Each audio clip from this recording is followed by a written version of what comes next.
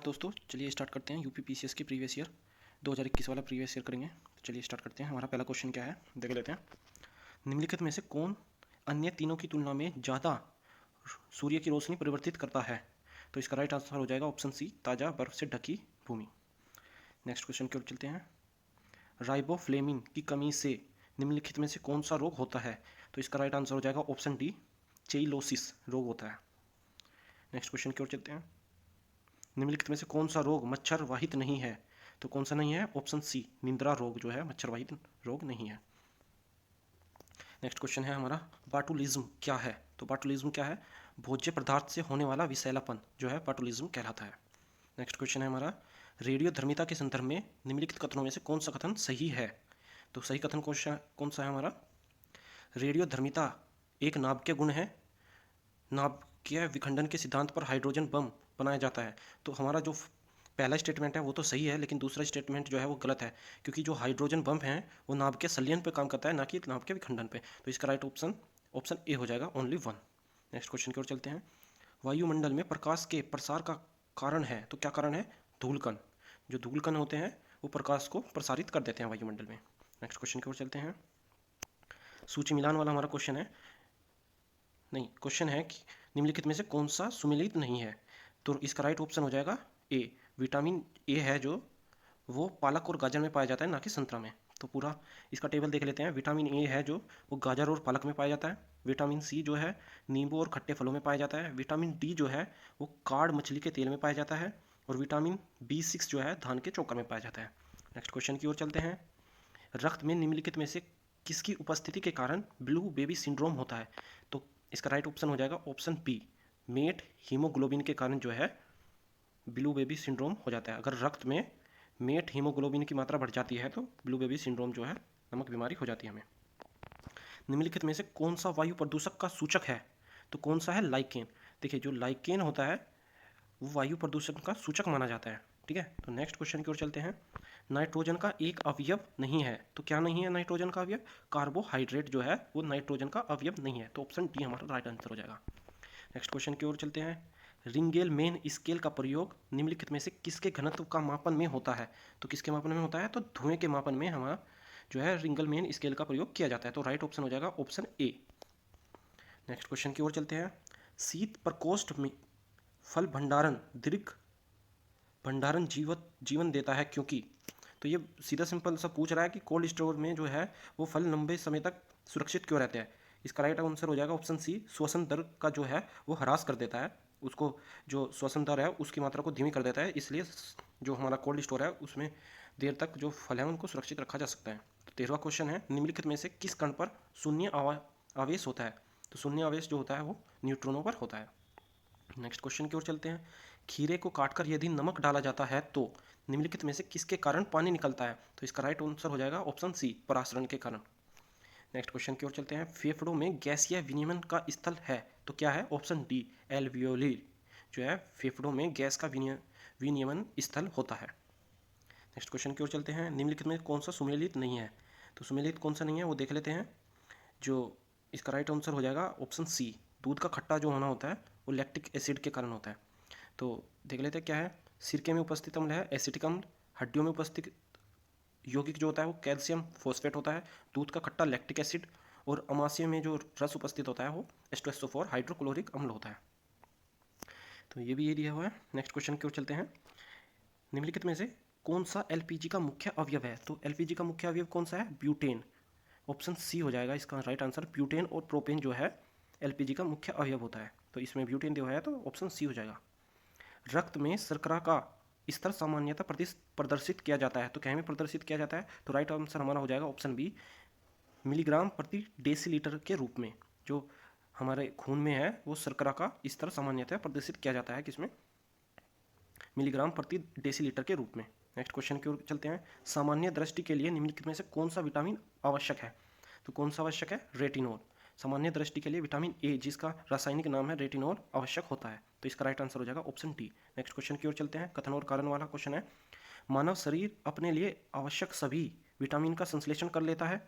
और दूसरा ऑप्शन जो हमारा कारण दिया है, शरीर के उचित विकास के लिए विटामिन अनिवार्य होते हैं। देखिए, हमारा जो शरीर है वो विटामिनों का संश्लेषण नहीं करता है, बल्कि हमको विटामिन बाहर से लेने की ज़रूरत होती है। तो इसका ऑप्शन जो कथन है हमारा वो गलत हो जाएगा, ए वाला, और जो कारण है वो सही है। शरीर के उचित विकास के लिए विटामिन जो है अनिवार्य होते हैं। तो इसका राइट आंसर हो जाएगा ऑप्शन डी, ए गलत है और आर सही है। 21वां क्वेश्चन देख लेते हैं। निम्नलिखित में से कांच का कौन सा प्रकार पराबैंगनी किरणों को काटता है? तो कौन काटता है? क्रुकेस कांच जो होता है वो पराबैंगनी किरणों को काटता है। नेक्स्ट क्वेश्चन की ओर चलते हैं। 22वां क्वेश्चन है हमारा, मुगल साम्राज्य में मूल रूप से एक सैनिक, जो मुगल साम्राज्य था मूल रूप से एक सैनिक साम्राज्य था, और कथन है हमारा मुगल साम्राज्य मूल रूप से एक सैनिक साम्राज्य था, और कारण है केंद्रीय शासन व्यवस्था के विकास की प्राण शक्ति उसकी सैनिक सत्ता पर निर्भर थी। तो इसका ऑप्शन हो जाएगा राइट ऑप्शन ए और आर दोनों सत्य हैं, और आर जो है वो ए की सही व्याख्या भी करता है। नेक्स्ट क्वेश्चन की ओर चलते हैं। हड़प्पा सभ्यता का मांडी भारत के किस राज्य में स्थित है? तो इसका राइट आंसर हो जाएगा option D, Uttar Pradesh. Next question की ओर चलते हैं। कौन सा सुमेलित नहीं है? तो इसका राइट आंसर हो जाएगा ऑप्शन डी जो है हमारा, सुमेलित नहीं है। मलिक सरवर ख्वाजा जहां जो है वो जौनपुर राज्य के शासक थे। तो पूरी सूची देख लेते हैं एक बार। जो राणा हमीर थे वे मेवाड़ से संबंधित थे, राणा चुंडा जो है मारवाड़ से, मलिक राजा फारूकी जो है खानदेश से, और मलिक सरवर ख्वाजा जहां जो है जौनपुर से संबंधित थे। नेक्स्ट क्वेश्चन की ओर चलते हैं। राजा रणजीत सिंह ने किस स्थान पर अदालत ए आला की स्थापना की है? देखिए ये क्वेश्चन डाउटफुल है, क्योंकि इसमें लाहौर भी इसका आंसर माना जाता है। इसमें दिया हुआ है हमारा ऑप्शन सी, लेकिन आयोग ने जो है इसका राइट आंसर लाहौर दिया था। तो 25वें का राइट आंसर हो जाएगा option B, Lahore. Next question की ओर देख लेते हैं। 26वां क्वेश्चन है हमारा, कौन सा सुमेलित नहीं है?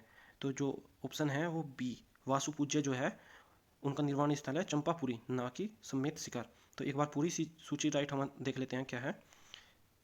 ऋषभनाथ जो है उनका निर्वाण स्थल है अष्टपद, वासुपूज्य है चंपापुरी, नेमिनाथ जो है उज्जैन से, महावीर जो है पावापुरी में उनका निर्वाण स्थल है।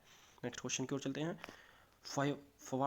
फवाद नामक पुस्तक शेख निजामुद्दीन औलिया की बातचीत का विवरण है, इसका संकलन किसने किया था? तो इसका संकलन जो है अमीर हसन सिजजी ने किया था। तो राइट ऑप्शन हो जाएगा हमारा ए, अमीर हसन सिजजी। नेक्स्ट क्वेश्चन की ओर चलते हैं। ब्रिटिश इंडिया के निम्नलिखित में से किस अधिनियम ने सामूहिक कार्य संचालन के स्थान पर विभाग या विभागीय पद्धति द्वारा वायसराय की कार्यकारी परिषद पर उनके प्राधिकार को और अधिक बल प्रदान किया?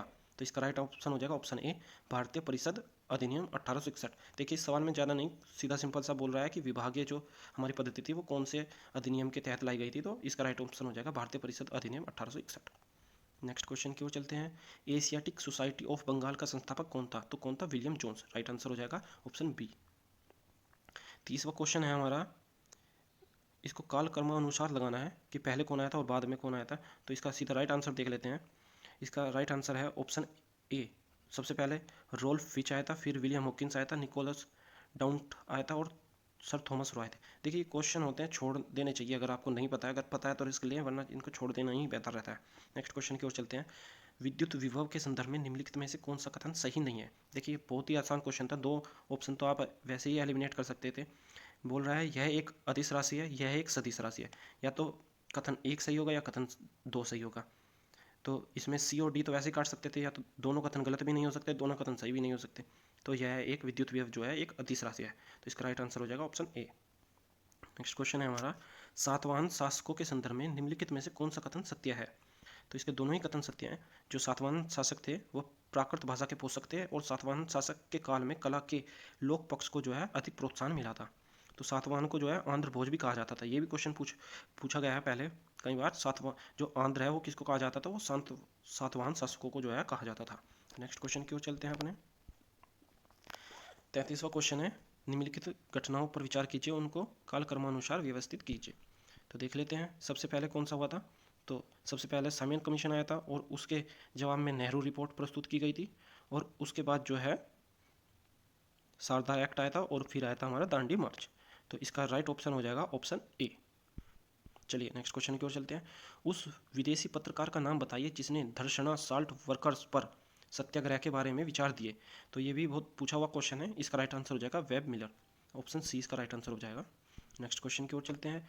भारतीय इतिहास के संदर्भ में वाइकोम सत्याग्रह के संबंध में निम्नलिखित में से कौन सा कथन सही है? यह अस्पृश्यता और जातिगत भेदभाव के विरुद्ध एक सत्याग्रह था। महात्मा गांधी ने इस सत्याग्रह में भाग लिया था। तो वाईकोम सत्याग्रह के बारे में पूछा गया है। वाईकोम सत्याग्रह जो है वो 1924-25 में हुआ था, और इसके दोनों ही जो हमारे कथन है सही हैं। तो इसका राइट आंसर हो जाएगा ऑप्शन सी। नेक्स्ट क्वेश्चन की ओर चलते हैं। 36वां हमारा क्वेश्चन है, निम्नलिखित में से 1926 में गठित नौजवान सभा का प्रारंभिक सदस्य कौन नहीं था? तो कौन नहीं था? अंबिका चक्रवर्ती जो है इसकी सदस्य नहीं थी प्रारंभिक। तो इनमें कौन कौन थे? भगत सिंह, छबीलदास और यशपाल जी थे। बाकी इसका राइट आंसर हो जाएगा ऑप्शन डी। कौन सदस्य नहीं था? तो अंबिका चक्रवर्ती नहीं थी। नेक्स्ट क्वेश्चन की ओर चलते हैं। निम्नलिखित में से कौन 1924 के कानपुर षड्यंत्र मामले में शामिल नहीं था? तो कौन नहीं था? एम.ए. अंसारी जो है कानपुर षड्यंत्र मामले में सम्मिलित नहीं थे। ऐसे भी पूछा जा सकता है नेक्स्ट ईयर कि कानपुर षड्यंत्र मामले में कौन कौन सम्मिलित था? तो मुजफ्फर अहमद, शौकत अली और नलिनी सेन गुप्ता जो है इसमें सम्मिलित थी। नेक्स्ट क्वेश्चन की ओर चलते हैं। निम्नलिखित में से किसने कभी भी भारतीय राष्ट्रीय कांग्रेस की अध्यक्षता नहीं की है?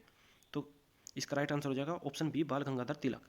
देखिए, लाला लाजपत राय जो है उन्होंने 1920 में जो विशेष अधिवेशन जो कांग्रेस का हुआ था उसकी अध्यक्षता की थी। बाकी नीचे लिखा हुआ है गोपाल कृष्ण गोखले ने 1905 में और सुभाष चंद्र बोस ने 1938 में जो हॉकी हरिपुरा में हुआ था उसकी अध्यक्षता की थी।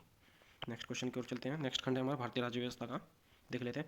निम्नलिखित में से भारतीय संविधान का कौन सा अनुच्छेद जो है आकस्मिक निधि से संबंधित है? कंटिजेंसी फंड के बारे में पूछा है, तो अनुच्छेद 267 जो है वो भारत की कंटिजेंसी फंड से संबंधित है। नेक्स्ट क्वेश्चन की ओर चलते हैं। हमारा 140वां क्वेश्चन है। 40वां क्वेश्चन हमारा क्या कह रहा है? भारतीय संविधान के अंतर्गत निम्नलिखित में से कौन सा मौलिक कर्तव्य नहीं है? तो जो इसका राइट ऑप्शन हो जाएगा वो हो जाएगा ऑप्शन ए, आम चुनावों में मतदान करना जो है हमारा मौलिक कर्तव्य नहीं है। देखिए, मौलिक कर्तव्य में से यूपीपीसीएस में हर साल क्वेश्चन बनता है, तो इसको बहुत अच्छे से हमको रट लेना है। आप देखोगे हर साल ही क्वेश्चन मौलिक कर्तव्यों में से एक ना एक पूछा जाता है जरूर। 41वां हमारा क्वेश्चन है, निम्नलिखित में से किस व्यक्ति ने मूल अधिकारों को हमारे लोगों के लिए एक प्रतिज्ञा तथा सभ्य विश्व के साथ एक समझौता कहा था? तो किसने कहा था? तो डॉक्टर एस राधाकृष्णन का ये कथन है। नेक्स्ट क्वेश्चन की ओर चलते हैं। ये भी बहुत रिपीटेड क्वेश्चन है। कौन से संविधान संशोधन अधिनियम द्वारा मतदान की आयु को घटाकर 21 से 18 वर्ष कर दिया गया है? तो ये इसका राइट आंसर हो जाएगा ऑप्शन सी, 61वां संविधान संशोधन के द्वारा जो है मतदान की उम्र घटाकर 21 वर्ष से 18 वर्ष कर दी गई थी। ये भी पूछ लेते हैं कि 61वां संविधान संशोधन कब हुआ था? तो 1989 में ये हुआ था। पूछा है कि कौन सा सुमेलित नहीं है? 43वां क्वेश्चन है। जो मौलिक अधिकार है वो यूएसए से लिए गए हैं, बिल्कुल सही है। राज्य के निदेशक तत्व आयरलैंड से लिए गए हैं, बिल्कुल सही है। केंद्र की अवशिष्ट शक्तियाँ ये कनाडा से ली गई हैं, ना कि ऑस्ट्रेलिया से। ऑस्ट्रेलिया से हमारा क्या लिया गया है? ऑस्ट्रेलिया से लिया गया है समवर्ती सूची। तो इसका राइट ऑप्शन हो जाएगा ऑप्शन सी, जो केंद्र की अवशिष्ट शक्तियाँ हैं वे कनाडा से ली गई हैं, ना कि ऑस्ट्रेलिया से। और डी में लिखा है आपातकालीन शक्तियाँ ये जो है जर्मनी से ली गई, ये सही है। देखिए हाँ सही है। नेक्स्ट क्वेश्चन की ओर चलते हैं। भारतीय संसद की लोक लेखा समिति समीक्षा करती है, तो किसकी समीक्षा करती है? जो कैग है, नियंत्रक एवं महालेखा परीक्षक के प्रतिवेदन की यह समीक्षा करती है। तो इसका राइट ऑप्शन हो जाएगा ऑप्शन ए। नेक्स्ट क्वेश्चन की ओर चलते हैं। लोक लेखा समिति के बारे में थोड़ा सा जान लेते हैं। इसमें 22 सदस्य होते हैं, 15 लोकसभा के और 7 राज्यसभा के, ठीक है। और इनका कार्यकाल जो है होता है 1 वर्ष के लिए होता है। चलिए नेक्स्ट क्वेश्चन की ओर चलते हैं। निम्नलिखित में से कौन सा विधेयक राज्यसभा में प्रथम बार प्रस्तावित नहीं किया जा सकता? तो इस मतलब कौन सा विधेयक है जो राज्यसभा से शुरू नहीं किया जा सकता? तो इसका राइट ऑप्शन हो जाएगा ऑप्शन डी, धन विधेयक। धन विधेयक के बारे में दिया हुआ है। जो धन विधेयक है उसका जिक्र हमारे संविधान के अनुच्छेद 110 में किया गया है, और ये केवल लोकसभा में प्रस्तुत किया जा सकता है, और वो भी केवल राष्ट्रपति की पूर्वानुमति से। और राज्यसभा में जाता है मात्र औपचारिकता के लिए। ये भी क्वेश्चन पूछा जाता है, राज्यसभा धन विधेयक को कितने दिन के लिए रोक के रख सकती है? तो ये अधिकतम 14 दिन के लिए धन विधेयक को रोक के रख सकती है राज्यसभा। नेक्स्ट क्वेश्चन की ओर चलते हैं। भारतीय संसद की कार्यवाही में शून्यकाल का अर्थ है, तो शून्यकाल का क्या अर्थ है? तो प्रश्नकाल के बाद का जो घंटा होता है वो शून्यकाल के उसमें जाना जाता है। 12 बजे से लेकर 1 बजे तक के काल को जो है संसद की कार्यवाही में शून्यकाल कहते हैं। नेक्स्ट क्वेश्चन की ओर चलते हैं। नेक्स्ट क्वेश्चन है हमारा 47वां। ये भी कालक्रम के अनुसार इसको व्यवस्थित करना है। तो सबसे पहले जो हुआ था हमारा 24वां संविधान संशोधन हुआ था 1971 में। उसके बाद गोलकनाथ वाद जो हुआ था 1967 में हुआ था। केशवानंद भारती जो है वो 1973 में, और 42वां संविधान संशोधन जो है 1976 में हुआ था। तो नेक्स्ट क्वेश्चन इस तरीके से इसका अरेंज करके राइट आंसर हो जाएगा ऑप्शन ए। नेक्स्ट क्वेश्चन की ओर चलते हैं। 48वां हमारा सवाल है, निम्नलिखित में से कौन सा शब्द भारतीय संविधान की प्रस्तावना में उल्लेखित नहीं है? तो कौन सा शब्द उल्लेखित नहीं है? तो ऑप्शन डी, संज्ञा जो है भारतीय प्रस्तावना की उसमें उल्लेखित नहीं है। देखिए, प्रस्तावना भी एक ऐसा टॉपिक है जिसमें से लगभग प्रत्येक वर्ष ही क्वेश्चन पूछे जाते हैं, तो हमें प्रस्तावना और मौलिक कर्तव्य दोनों को बहुत अच्छे से रट के रखना है। नेक्स्ट क्वेश्चन की ओर चलते हैं। 49वां क्वेश्चन है, भारत में मंत्रिपरिषद सामूहिक रूप से लोकसभा तथा राज्यसभा दोनों के प्रति उत्तरदायी होती है। ये कथन ही गलत हो गया तो, और इसका कारण बोल रहा है लोकसभा और राज्यसभा दोनों के सदस्य संघीय सरकार में मंत्री बनने की पात्रता रखते हैं। देखिए ये क्वेश्चन आसानी होते हैं, अगर एक भी गलत हो जाए तो दूसरा अपने आप सही हो जाता है, तो इसका कारण जो है वो सही है और ये जो कथन है वो गलत है, तो इसके अनुसार इसका राइट आंसर हो जाएगा ऑप्शन डी। नेक्स्ट क्वेश्चन की ओर चलते हैं। अपना 50वां क्वेश्चन देख लेते हैं। राज्य लोक सेवा आयोग के सदस्य को हटाया जा सकता है, तो किसके द्वारा हटाया जा सकता है, तो ऑप्शन सी, उच्चतम न्यायालय की जांच के पश्चात राष्ट्रपति द्वारा। देखिए इसमें कंफ्यूज करने वाला है ऑप्शन बी, उच्चतम न्यायालय की जांच के पश्चात राज्यपाल द्वारा, लेकिन ये नियुक्ति जो है वो राज्यपाल के द्वारा हो सकती है, लेकिन जो हटाया है वो राष्ट्रपति के द्वारा ही जाता है। ठीक है, तो इसका राइट ऑप्शन हो जाएगा ऑप्शन सी, उच्चतम न्यायालय की जांच के बाद राष्ट्रपति द्वारा जो है राज्य के लोक सेवा आयोग के सदस्यों को हटाया जा सकता है। नेक्स्ट क्वेश्चन की ओर चलते हैं। भारत के प्रथम मुख्य निर्वाचन आयुक्त सुकुमार सेन थे। दूसरा ऑप्शन है हमारा, भारत की पहली महिला मुख्य निर्वाचन आयुक्त रमा देवी थी। तो इसके दोनों ही जो ऑप्शन है वो सही है, तो राइट आंसर हो जाएगा ऑप्शन सी। नेक्स्ट क्वेश्चन की ओर चलते हैं। क्या आप मुझे एक भी स्वतंत्र देश दिखा सकते हैं जहां पृथक मताधिकार हो, अंग्रेज जा चुके हों परंतु वे शरारत छोड़ गए हैं? तो ये कथन किसका था, ये सरदार वल्लभ भाई पटेल जी का कथन था, तो राइट आंसर हो जाएगा ऑप्शन सी। 53वां हमारा क्वेश्चन है, राज्यसभा और में सीटें और राज्य दिए हैं। देखिए सीटें वाला क्वेश्चन भी लगभग प्रत्येक वर्ष पूछा जाता है, तो इसको भी हम अच्छे से याद करके रख सकते हैं। तो देख लेते हैं सीधा राइट आंसर। राजस्थान में जो है 10 सीटें हैं, गुजरात में 11, कर्नाटक में 12 और पंजाब में जो है हमारी 7 सीटें हैं। नेक्स्ट क्वेश्चन की ओर चलते हैं। पंचायती राज से संबंधित क्वेश्चन है और इनको कालक्रमानुसार लगाना है। देख लेते हैं कौन सी समिति कब आई थी, मैंने साइड में ही लिख दिया है। अशोक मेहता जो समिति है 1977 में आई थी। देखो पंचायत राज से संबंधित सबसे पहली समिति कौन सी थी, बलवंत राय मेहता जो तीसरे नंबर पे दी है, 1957 में आई थी। उसके बाद आई थी अशोक मेहता, इसके 20 साल बाद 1977 में। फिर 1985 में आई थी हमारी JKV राव समिति, और उसके बाद हमारी हो जाएगी LM सिंघवी समिति जो कि 1986 में आई थी। तो इस तरह इसका राइट आंसर हो जाएगा ऑप्शन बी। नेक्स्ट क्वेश्चन की ओर चलते हैं। उत्तर प्रदेश के राज्य लोक सेवा आयोग के कार्यों का विस्तार किया जा सकता है, तो किसके द्वारा विस्तार किया जा सकता है? देखिए इसमें ज़्यादा दिमाग नहीं लगाना था, पूछा है उत्तर प्रदेश और देखना है कि भाई ऑप्शन में भी कहाँ पे उत्तर प्रदेश है, तो इसका राइट आंसर हो जाएगा ऑप्शन डी, उत्तर प्रदेश विधानमंडल द्वारा। तो नेक्स्ट क्वेश्चन की ओर चलते हैं हम। नेक्स्ट हमारा क्वेश्चन है, देख लेते हैं कौन सा सुमेलित नहीं है। तो इसमें दिया हुआ है न्यायपालिका एवं कार्यपालिका पृथक्करण, तो ये दिया हुआ है अनुच्छेद 50, तो ये सही है। अनुसूचित जाति तथा अनुसूचित जनजातियों के शैक्षणिक तथा आर्थिक हितों में की अभिवृद्धि, ये भी सही है, आर्टिकल 46 है। सहकारी सोसाइटी का संवर्धन, ये जो है देखिए आर्टिकल तो सही है 43, लेकिन इसका क्लोज जो है वो गलत है। ये जो सहकारी सोसाइटी का संवर्धन है ये 43B में है, ना कि 43A में। नेक्स्ट जो डी वा ऑप्शन है ग्राम पंचायतों का गठन, तो ये तो सबको पता है अनुच्छेद जो है 40 है, तो इस प्रकार इसका राइट आंसर हो जाएगा हमारा ऑप्शन सी, सहकारी सोसाइटी का संवर्धन जो है 43B है। नेक्स्ट क्वेश्चन की ओर चलते हैं अपने। भारत के राष्ट्रपति के विशेष अभिभाषण के संदर्भ में निम्नलिखित में से कौन सा कथन सही है? तो पहला कथन देख लेते हैं, राष्ट्रपति लोकसभा के साधारण निर्वाचन के पश्चात प्रथम सत्र और प्रत्येक वर्ष के प्रथम सत्र के आरंभ में संसद के दोनों सदनों की संयुक्त बैठक को संबोधित करता है, तो ये सही है। राष्ट्रपति अपने अभिभाषण में संसद को उसके आहन के कारणों के विषय में सूचित करता है, ये भी सही है, तो इसका राइट आंसर हो जाएगा ऑप्शन सी। दोनों कथन सही हैं। कथन और कानून वाला है, कथन देख लेते हैं। वित्त आयोग के अध्यक्ष व सदस्यों की योग्यताओं का निर्धारण भारत का राष्ट्रपति करता है। देखिए ये तो गलत हो गया, जो योग्यता है वो जो निर्धारित करती है वो जो है संसद करती है, और लगभग वित्त आयोग की नहीं, जितने भी संवैधानिक पद हैं उनकी जो योग्यताओं का निर्धारण करता है लगभग संसद है। तो ये पहला ऑप्शन गलत हो जाता है, तो ऑटोमेटिकली आर जो है वो सही हो जाएगा, तो इसका राइट आंसर वैसे तो डी हो जाएगा। देख लेते हैं आर क्या कह रहा है, अध्यक्ष एवं सदस्यों की नियुक्ति जो करता है वो राष्ट्रपति करता है, ये सही है बिल्कुल। नेक्स्ट क्वेश्चन की ओर चलते हैं अपने। 59वां क्वेश्चन है, भारत में थोक मूल्य सूचकांक के आंकड़े निम्नलिखित में से कौन सा संस्थापन जारी करता है? तो कौन करता है?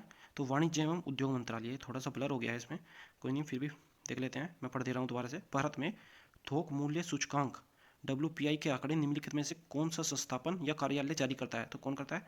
तो ऑप्शन बी हो जाएगा इसका राइट आंसर, वाणिज्य एवं उद्योग मंत्रालय। नेक्स्ट क्वेश्चन की ओर चलते हैं। उत्तर प्रदेश के बजट 2022-23 में किस योजना के अंतर्गत विद्यार्थियों को टैबलेट देने की घोषणा की गई है? तो कौन सी योजना के अंतर्गत की गई थी? मुख्यमंत्री अभ्युदय योजना, ऑप्शन ए सही हो जाएगा इसका। नेक्स्ट क्वेश्चन की ओर चलते हैं। सरकार को अवरुद्ध मुद्रास्फीति से निपटने के लिए कठिन समय का सामना करना पड़ता है, और कारण बोल रहा है यह स्थिति अर्थव्यवस्था में आपूर्ति अड़चन तथा अक्षम वितरण जैसे अभावों के कारण होती है। देखिए, कारण भी सही है और कथन भी सही है और व्याख्या भी सही कर रहा है, तो इसका राइट आंसर हो जाएगा ऑप्शन ए। आंसर देख लेते हैं, बिल्कुल सही, ऑप्शन ए इसका राइट आंसर हो गया है। नेक्स्ट क्वेश्चन की ओर चलते हैं। निम्नलिखित में से कौन सा आर्थिक विकास का प्रमुख कारक नहीं है? तो कौन नहीं है? ऑप्शन डी जो है वो इसका प्रमुख कारण नहीं है, तकनीक विद और नौकरशाह। बाकी जो आर्थिक विकास के प्रमुख कारण है, पूंजी का संचय एवं तकनीकी सुधार, जनसंख्या में परिवर्तन, विशेषीकृत क्रियाओं गतिविधियों में श्रम विभाजन, ये जो इसके आर्थिक विकास का प्रमुख कारक हैं। और जो नहीं है, जो इसका राइट आंसर हो जाएगा वो तकनीकी वित्त और नौकरशाह। नेक्स्ट क्वेश्चन की ओर चलते हैं। हमारा poverty and un British rule in India, ये पुस्तक कब प्रकाशित हुई थी? देखिए, ज़्यादातर इसमें पूछा जाता है कि poverty and un British rule in India किसकी पुस्तक है? तो दादा भाई नौरोजी की पुस्तक है। आने वाले कुछ सालों में ये पूछा भी जा सकता है। इसमें पूछा गया है कि कब प्रकाशित होनी स्टार्ट हुई थी, तो 1901 से। राइट ऑप्शन हो जाएगा हमारा ऑप्शन बी। देखिए, ऐसे सवाल जो होते हैं अगर आपको पता है तो करिए, वरना ये छोड़ देने में ही फ़ायदा होता है, क्योंकि इसमें बहुत ज़्यादा रिस्क बढ़ जाता है। देखो, ऑप्शन भी दिए हैं 1900, 1901, 1902, 1903, तो आप इनको छोड़ भी सकते हैं, ज़्यादा सही रहेगा। निम्नलिखित में से कौन भारत के प्रथम वित्त आयोग का अध्यक्ष था? तो कौन थे? केसी नियोगी जी जो है भारत के प्रथम वित्त आयोग के अध्यक्ष थे। नेक्स्ट क्वेश्चन की ओर चलते हैं। पूंजी निर्माण के संदर्भ में निम्नलिखित कथनों पर विचार कीजिए, कौन सा सही है? पूंजी निर्माण की प्रक्रिया बचतों और वित्तीय संस्थाओं की प्रभाविता पर निर्भर करती है, बिल्कुल सही है। निवेश पूंजी निर्माण के लिए एक अनिवार्य कारक है, ये भी सही है। तो दोनों ऑप्शन हमारे सही हो जाएंगे, इसलिए राइट आंसर हो जाएगा हमारा ऑप्शन सी। करंट अफेयर्स का क्वेश्चन था, देख लेते हैं। सेंसेक्स बॉम्बे स्टॉक्स एक्सचेंज का प्रचलित सूचकांक BSE में कितनी सूचीबद्ध ब्लू चिप कंपनियों का मापन होता है? तो इसका राइट आंसर हो जाएगा ऑप्शन बी, 30 कंपनियों का। नेक्स्ट क्वेश्चन है, भारत के वित्त आयोग का प्राथमिक कर्तव्य क्या है? तो क्या है? ऑप्शन ए, संघ और राज्यों के मध्य राजस्व के वितरण हेतु सिफारिश देना। तो इसका राइट आंसर हो जाएगा ऑप्शन ए। भारत के वित्त आयोग का प्राथमिक कर्तव्य है जो राज्य और संघ है उनके मध्य राजस्व के वितरण की सिफारिश करना। नेक्स्ट क्वेश्चन की ओर चलते हैं। हमारा 68वां क्वेश्चन है, शीर्षक मुद्रास्फीति टोकरी में सभी वस्तुओं के मूल्य में परिवर्तन को संदर्भित करती है। शीर्षक मुद्रास्फीति का मापन किस आधार पर किया जाता है? तो किस आधार पर किया जाता है? तो इसका राइट आंसर हो जाएगा ऑप्शन सी, सामूहिक उपभोक्ता मूल्य सूचकांक। नेक्स्ट एक बार और पढ़ लेते हैं इस क्वेश्चन को। 68वां क्वेश्चन है, इंपॉर्टेंट क्वेश्चन है, रिपीट भी किया जा सकता है। शीर्षक मुद्रास्फीति टोकरी में सभी वस्तुओं के मूल्यों में परिवर्तन को संदर्भित करती है, तो कौन करती है? सामूहिक उपभोक्ता मूल्य सूचकांक जो है इसका इस आधार पर मूल्यांकन किया जाता है। नेक्स्ट क्वेश्चन की ओर चलते हैं। 2019-20 में निम्नलिखित में से किससे भारत का व्यापार शेष अधिक सर्वाधिक रहा है? तो इसका राइट आंसर हो जाएगा ऑप्शन ए, USA। लौंग निम्नलिखित में से किसका निरूपण है? तो लौंग क्या है? फूलकली है, ऑप्शन सी इसका राइट आंसर हो जाएगा। पर्यावरण एवं नगरीकरण का क्वेश्चन स्टार्ट हो गए हैं। 71वां क्वेश्चन देख लेते हैं। इको मार्क क्या है? तो ये किससे संबंधित है? राइट ऑप्शन हो जाएगा ऑप्शन बी, पर्यावरण के लिए सुरक्षित सामग्री से। देखिए, बहुत ही सिंपल क्वेश्चन था, इको मार्क क्या है? पर्यावरण से संबंधित। चलिए नेक्स्ट क्वेश्चन की ओर चलते हैं। 2011 की जनगणना के अनुसार किस राज्य की जनसंख्या का घनत्व सबसे कम है? देखिए, ये क्वेश्चन बहुत ही पढ़ के करने चाहिए कि भाई घनत्व कम पूछा है कि ज़्यादा पूछा है। अगर इन क्वेश्चनों में सबसे ज़्यादा पढ़ने में गलती हो जाती है, एक्साइटमेंट में आदमी जो है जल्दी जल्दी में पढ़ के कुछ भी लगा देता है, तो इसका राइट आंसर हो जाएगा option B, Arunachal Pradesh. Next question की ओर चलते हैं। विश्व ओजोन दिवस कब मनाया जाता है? तो कब मनाया जाता है? 16 सितंबर। देखिए, आपको कुछ नहीं करना है, जितने भी UPPCS के प्रीवियस ईयर में हमारे दिवस पूछे हैं उनकी एक पेज पे अलग से सूची बना लेनी है और उनको याद कर लेना है, बस उनमें से ही बार बार रिपीट किए जाते हैं। विश्व ओजोन दिवस कब मनाया जाता है? तो 16 सितंबर को। नेक्स्ट क्वेश्चन की ओर चलते हैं। जन्म दर के संदर्भ में निम्नलिखित कथनों पर विचार कीजिए। पहला है, नगरीकरण जन्म दर को कम करने में सहायक है। दूसरा बोल रहा है, ऊंची साक्षरता का निम्न जन्म दर से सीधा संबंध होता है। तो दोनों ही ऑप्शन जो है हमारे सही है। जो जब आदमी पढ़ा लिखा होगा तो वो परिवार नियोजन अच्छे से करेगा, उसकी समझ अच्छी होगी, तो इस आधार पर ऑप्शन 2 सही हो जाएगा। और नगरीकरण जन्म दर को कम करता है, ये भी हमारा जो ऑप्शन सही है, तो इसका राइट आंसर हो जाएगा ऑप्शन सी। नेक्स्ट क्वेश्चन की ओर चलते हैं। करंट अफेयर्स का क्वेश्चन है। नेक्स्ट क्वेश्चन की ओर चलते हैं, छोड़ देते हैं इसको। निम्नलिखित में से किसको नगरीकरण के वर्ग में त्वरित अवस्था कहा जाता है? तो यहाँ पे कटा हुआ है, तो ये सबसे तेज पूछा गया है कि निम्नलिखित में से किसको नगरीकरण वक्र में त्वरित अवस्था कहा जाता है? तो किसको कहा जाता है? द्वितीय अवस्था को। नेक्स्ट क्वेश्चन की ओर चलते हैं। निम्नलिखित में से किस वर्ष में भारत सरकार द्वारा पर्यावरण संरक्षण अधिनियम पारित किया गया था? तो कब किया गया था? 1986 में। नेक्स्ट क्वेश्चन की ओर चलते हैं। नेक्स्ट क्वेश्चन है हमारा, सामाजिक विकास की 3 अवस्थाओं का सिद्धांत मूलतः किसने प्रतिपादित किया था? तो इसका राइट आंसर हो जाएगा ऑप्शन डी, अगस्त कोम्टे ने। तो सामाजिक विकास की 3 अवस्थाओं का सिद्धांत मूलतः किसने प्रतिपादित किया था? तो अगस्त कोम्टे ने किया था। नेक्स्ट क्वेश्चन की ओर चलते हैं। निम्नलिखित में से कौन सा ग्रामीण समुदाय का तत्व नहीं है?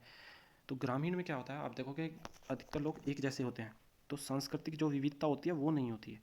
मतलब आप देखोगे पूरा गांव एक ही जैसी भाषा बोल रहा है तो एक ही जैसी भाषा बोलेगा। ऐसा नहीं है कि कोई एक गांव में कुछ लोग तमिल बोल रहे हैं, कुछ लोग कन्नड़ बोल रहे हैं, ऐसा होने की संभावना बहुत कम होती है। तो सांस्कृतिक विविधता जो है वो नहीं पाई जाती ग्रामीण समुदाय में। नेक्स्ट क्वेश्चन की ओर चलते हैं। निम्नलिखित में से किस कुल के पौधे से टापा कपड़ा बनाया जाता है?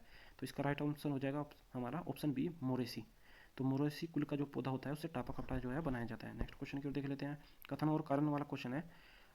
पारिस्थितिक तंत्र के विविध अवयव आपस में एक दूसरे पर निर्भर नहीं करते। देखिए ध्यान से पढ़ना क्वेश्चन को, ये बोला है कि निर्भर नहीं करते, लेकिन पारिस्थितिक के जो तंत्र होता है उसके अवयव एक दूसरे पर निर्भर करते हैं। तो ऐसा वर्ड को देख लेते हैं और अच्छे से उसको मार्क कर लेना चाहिए। नेक्स्ट स्टेटमेंट हमारा जो कह रहा है, मानवीय क्रियाओं से वातावरण प्रभावित होता है। तो पहला ऑप्शन गलत हो जाएगा, दूसरा सही हो जाएगा।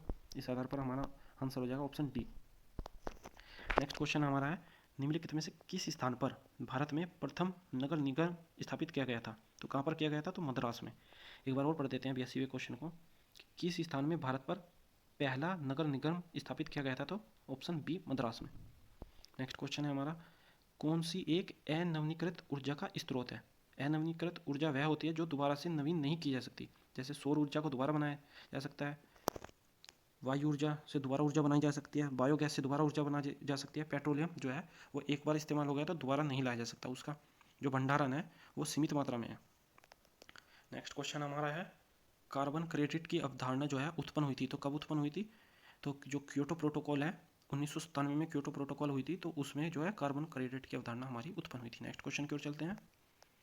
देखिए पर्यावरण से संबंधित जो क्वेश्चन है वे रिपीट बहुत होते हैं, इनकी यही खासियत है, तो इनको अच्छे से याद करके रखना। 85वां क्वेश्चन है, जनगणना 2011 के अनुसार भारत में निम्नलिखित में से कौन सा एक सर्वाधिक जनसंख्या वाला राज्य है? ये सबसे आसान क्वेश्चन था, तो इसका राइट आंसर हो जाएगा option D, Uttar Pradesh.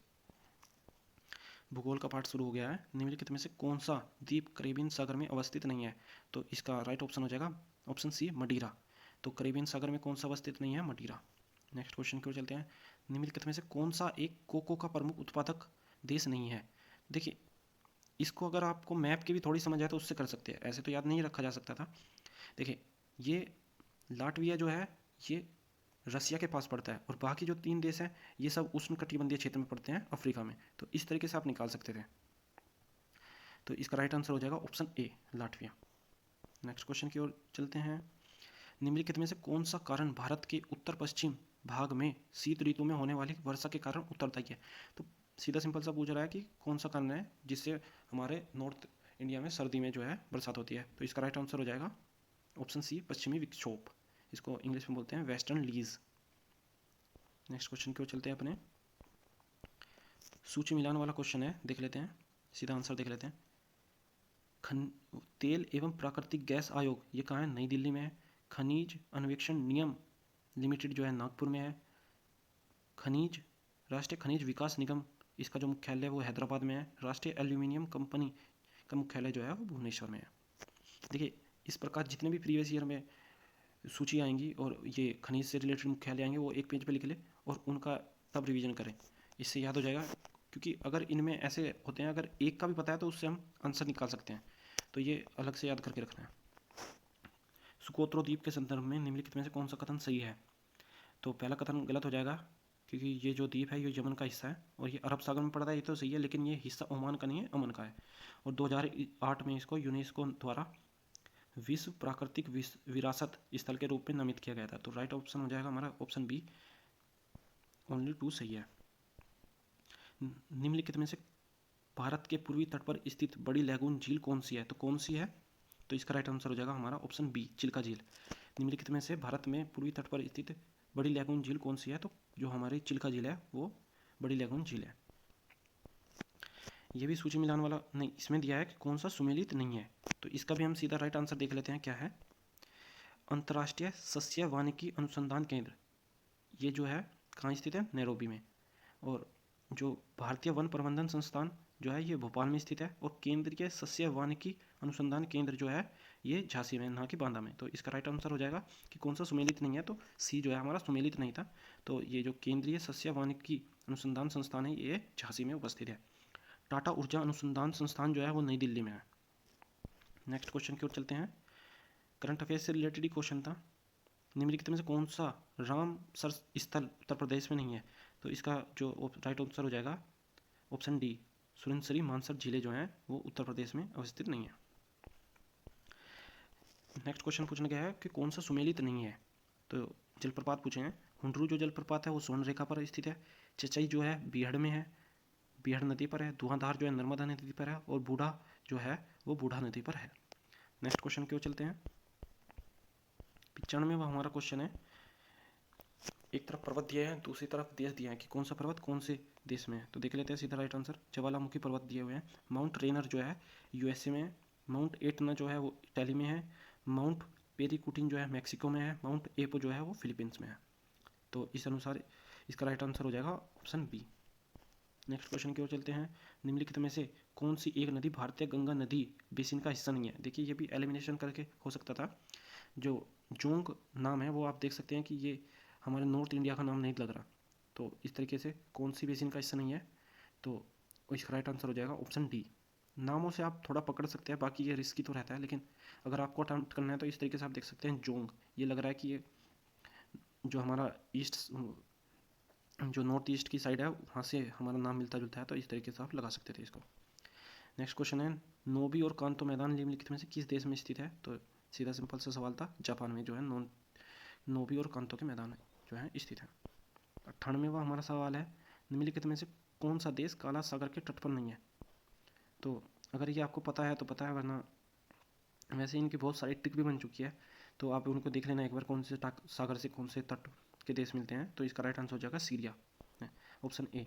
Next question की ओर चलते हैं। एक तरफ जयमंडल दिया है, दूसरी तरफ उनकी अवस्थिति दिया है। जो सिमलीपाल है वो उड़ीसा में, पंचमढ़ी जो है मध्य प्रदेश में, नंदा देवी जो है आपका उत्तराखंड में, और नोकरेक जो है मेघालय में है। तो इसके अनुसार इसका राइट आंसर हो जाएगा ऑप्शन बी। 100वां हमारा क्वेश्चन है। इसको पश्चिम से पूरब की ओर लगाना था, तो इसके अनुसार राइट ऑप्शन हमारा बी हो जाएगा। पहले सबसे वेस्ट में सुमात्रा पड़ता है, फिर जावा पड़ता है, फिर बाली पड़ता है, फिर लोम्बोक पड़ता है। 101वां क्वेश्चन है। भारतवर्ष में खारे पानी की सबसे बड़ी झील कौन सी है?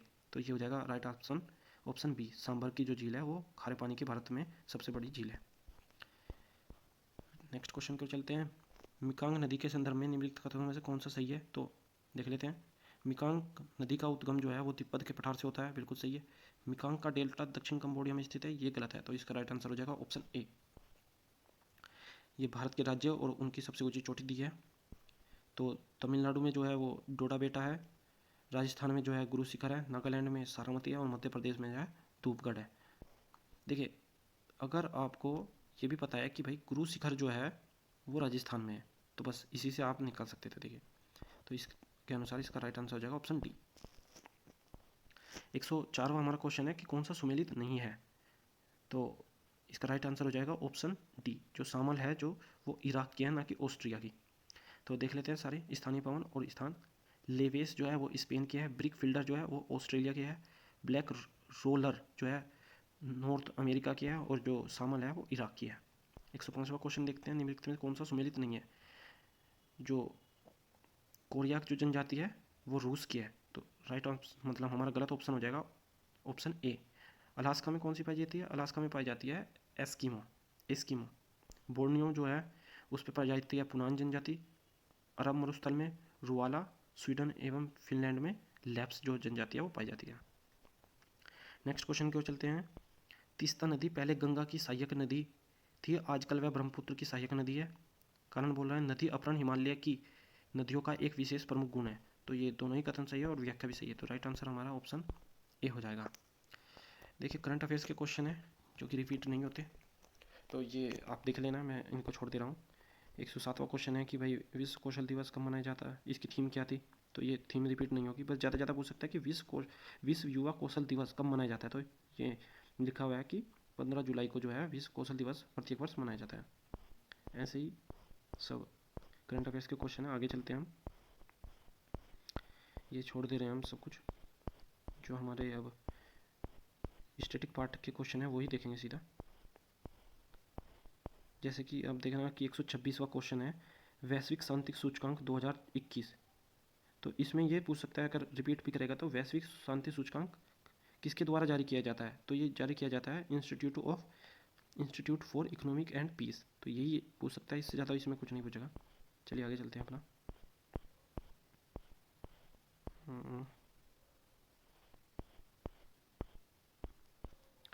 132वें क्वेश्चन से देखते हैं, उत्तर प्रदेश विशेष, वैसे तो ये भी जो है करंट अफेयर्स से संबंधित है। उत्तर प्रदेश स्वामी विवेकानंद ऐतिहासिक पर्यटन यात्रा योजना 2021 को उत्तर प्रदेश सरकार ने धार्मिक यात्रा के लिए निम्न में से किस व्यक्तियों के लिए आरंभ किया है, तो किसके लिए, मजदूरों के लिए जो है आरंभ की थी। ये बजट में 2021 में आया था, तो उससे से करंट अफेयर्स से संबंधित क्वेश्चन है। ये भी करंट अफेयर्स का क्वेश्चन था, देख लेते हैं। निम्नलिखित शहरों में से किस एक में देश का प्रथम भारतीय कौशल संस्थान स्थापित किया गया है, तो कानपुर में। ऑप्शन डी इसका सही था। ये भी हमारा जो है करंट अफेयर्स का क्वेश्चन था। ये स्टैटिक देख लेते हैं। उत्तर प्रदेश का निम्नलिखित में से कौन सा जिला क्षेत्रफल की दृष्टि से सबसे छोटा है, तो कौन सा सबसे छोटा है, हापुड़, तो राइट आंसर हो जाएगा हमारा ऑप्शन डी। 137वां क्वेश्चन है, भारत में आपदा प्रबंधन के लिए राष्ट्रीय आपदा प्रबंधन डिवीजन गृह मंत्रालय की एक नोडल डिवीजन है। राष्ट्रीय आपदा प्रबंधन का पदेन अध्यक्ष कौन होता है, तो कौन होता है, प्रधानमंत्री। डायरेक्ट भी पूछ सकते थे, इतना लंबा करके पूछा था कि राष्ट्रीय आपदा प्रबंधन डिवीजन का जो अध्यक्ष होता है कौन होता है, प्रधानमंत्री। फ्लाई ऐश प्रदूषण होता है, तो इसका राइट आंसर हो जाएगा ऑप्शन सी, विद्युत ताप संयंत्र से। 139वां क्वेश्चन दिया गया है कि एनटीपीसी की सिंगरौली स्थित इकाई के संदर्भ में निम्नलिखित में से कौन सा कथन सही है। पहला ऑप्शन दिया है कि यह छत्तीसगढ़ राज्य के उत्तरी भाग में स्थित है, ये गलत है। और दूसरा दिया हुआ है कि भाई एनटीपीसी की सबसे पुरानी इकाई, यह जो है एनटीपीसी की सबसे पुरानी इकाई है, तो ये सही है। तो इसका इस तरीके से राइट आंसर हो जाएगा ओनली टू, ऑप्शन बी इसका राइट आंसर हो जाएगा। जो सिंगरौली है ये मध्य प्रदेश में स्थित है, ना कि छत्तीसगढ़ में। नेक्स्ट क्वेश्चन है, निम्नलिखित में से कौन से आयोग की सिफारिश पर भारत में अंतर्राज्य परिषद की स्थापना की गई थी, तो ऑप्शन डी हमारा सही हो जाएगा, सरकारिया आयोग की सिफारिश पर। ये रिपीट क्वेश्चन है प्रीवियस ईयर का ही। ये करंट अफेयर्स का क्वेश्चन था 141वां, स्टैचू ऑफ पीस कहाँ पर स्थित है, राजस्थान में। ये भी बहुत आसान क्वेश्चन पूछ लिया था। जीएसटी जो है वो कौन से संविधान संशोधन के अंतर्गत लाया गया था, तो 131वां जो संशोधन अधिनियम था उसके अंतर्गत लाया गया था। ठीक है, जीएसटी है जो 101 पैसे से संबंधित है, और ज़्यादातर हम देखते हैं कि भाई 101 कन्यादान दे दिया, ये सब। तो नेक्स्ट क्वेश्चन की ओर चलते हैं। देखिए किस राज्य का गठन कब हुआ था, ये बहुत क्वेश्चन पूछा जाता है, तो ये आपको एकदम रट के रख लेना है। तो गोवा का जो गठन है वो 1987 में हुआ था, झारखंड का गठन हुआ था 2000 में, तेलंगाना का 2014 में, और हरियाणा का जो है 1966 में। ये मैंने यहाँ पे गलत लिख दिया, 1996 ये हरियाणा का गठन जो है 1966 में हुआ था। तो इसके अनुसार इसका राइट आंसर हो जाएगा ऑप्शन बी। नेक्स्ट क्वेश्चन की ओर चलते हैं। विश्व का पहला हृदय प्रत्यारोपण निम्नलिखित में से किसके द्वारा किया गया था, तो इसका राइट आंसर हो जाएगा क्रिश्चियन बेनार्ड। नेक्स्ट क्वेश्चन की ओर चलते हैं। सुगम्य भारत अभियान संबंधित है, तो किससे संबंधित है, दिव्यांग व्यक्तियों से। सिविल सेवाओं में सुधार हेतु पीसी होटा समिति का गठन किस वर्ष किया गया था, तो 2004 में किया गया था। इस बार ये भी पूछ सकते हैं नेक्स्ट ईयर कि पीसी होटा समिति का संबंध किससे है, तो सिविल सेवाओं में सुधार से है। ऐसे भी क्वेश्चन घुमा के पूछा जा सकता है। नेक्स्ट क्वेश्चन देख लेते हैं। ये भी करंट अफेयर्स का क्वेश्चन था। निम्नलिखित में से कौन से श्रम संबंधी अधिनियमों को मजदूरों संहिता 2019 में सम्मिलित किया गया है, तो इसका राइट आंसर था option C, first, second and fourth. न्यूनतम मजदूरी अधिनियम, बोनस भुगतान अधिनियम, समान पारिश्रमिक अधिनियम। नेक्स्ट क्वेश्चन की ओर चलते हैं। हमारा सेकंड लास्ट क्वेश्चन है हमारा। निम्नलिखित में से कौन सा अंटार्कटिक में भारत का स्थायी और उसके द्वारा परिचालित अनुसंधान स्टेशन है, तो भारती और मैत्री, तो इसका राइट आंसर हो जाएगा ऑप्शन सी। नेक्स्ट क्वेश्चन की ओर चलते हैं। देखिए ये क्वेश्चन इस साल भी पूछा गया है और 2022 में भी पूछा गया था फिर, तो इसके आंसर देख लेते हैं। सूची मिलान वाला क्वेश्चन है। रागमाला जो है वो किसके द्वारा थी? जो रागमाला थी वो पुंडरीक विट्ठल के द्वारा थी। रसकुमोदी जो है श्रीकंठ की थी। राग विभोज जो है सोमनाथ जी की थी। और चतुर्दंडी प्रकाशिका जो है वो वेंकट रमन की थी। तो देख लेते हैं ये यहाँ पे, इसके अनुसार इसका राइट आंसर हो जाएगा ऑप्शन ए, रागमाला पुंडरीक विट्ठल, रसकुमोदी श्रीकंठ, राग विभोज सोमनाथ और चतुर्दंड प्रकाशिका वेंकट रमन। ये योजनाएं दी हैं और कब प्रारंभ की गई थी, उनका वर्ष दिया है, तो सीधा राइट आंसर देख लेते हैं। आम आदमी बीमा योजना जो है 2007 में, पीएम आत्मनिर्भर स्वास्थ्य भारत योजना 2021 में प्रारंभ, प्रधानमंत्री जन आरोग्य योजना 2018 में, प्रधानमंत्री सुरक्षा बीमा योजना 2016 में। तो ये इसका पूरा हो गया 150 के 150 क्वेश्चन। तो चलिए नेक्स्ट वीडियो में मिलेंगे, तब तक के लिए नमस्कार।